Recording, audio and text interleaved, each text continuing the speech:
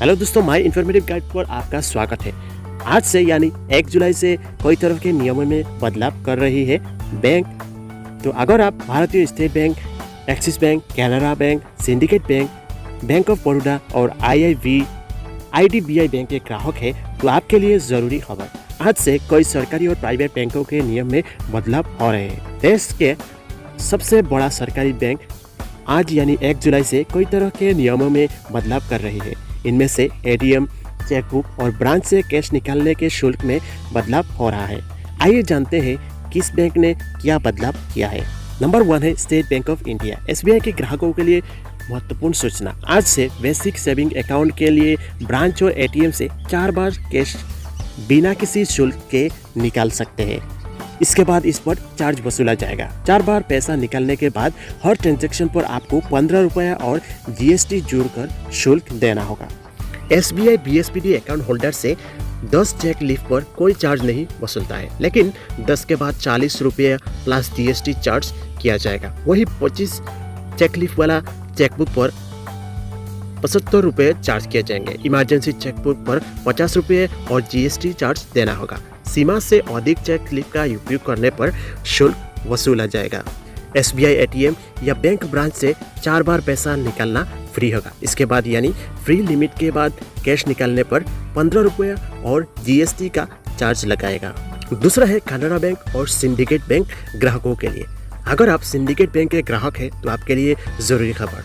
Canara bank कल यानी 1 जुलाई 2021 से सिंडिकेट बैंक का IFSC कोड बदलने जा रहा है। दरअसल सिंडिकेट बैंक 1 अप्रैल 2020 में कैनरा बैंक में मर्ज हो चुका है।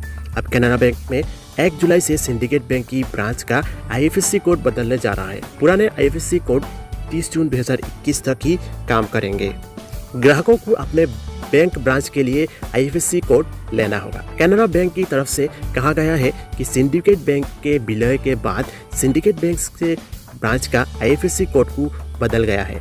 कैनरा बैंक के मुताबिक सिंडिकेट बैंक के पुराने IFSC कोड में 10,000 जुड़े। जैसे अगर पुराना IFSC कोड SYNB 0003687 था तो अब इनके स्थान पर नया IFSC कोड CNRB 0013687 हो जाएगा।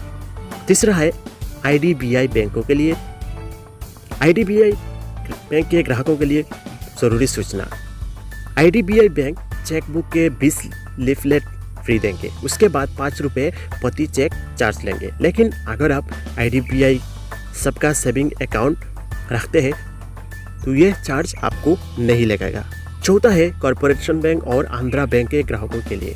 कॉरपोरेशन बैंक और आंध्रा बैंक का यूनियन बैंक में विलय कर दिया गया है और इसी तरह दोनों बैंकों के ग्राहकों के लिए लेटेस्ट सुरक्षा सुविधाओं के साथ एक नई चेकबुक प्राप्त करने के लिए कहा गया है। पांचवा है बैंक ऑफ बड़ौदा के ग्राहकों के लिए।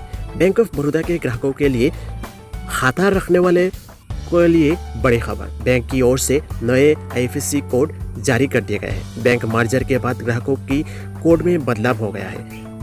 अभी तक बैंक की ओर से छूट दी गई थी। आप अपने पुराने कोड के जरिए पैसा ट्रांसफर कर सकते थे, लेकिन 1 जुलाई 2021 से आपके पुराने IFSC कोड काम नहीं करेंगे। बता दें कि 2 साल पहले 2019 में विजया बैंक और देना बैंक का मर्जर बैंक ऑफ बड़ौदा में किया गया था, जिसके बाद ही इन कोड में बदलाव किया गया था। 30 जून के बाद देना बैंक और विजया बैंक के ग्राहकों को कोड काम करना बंद कर दिया गया है।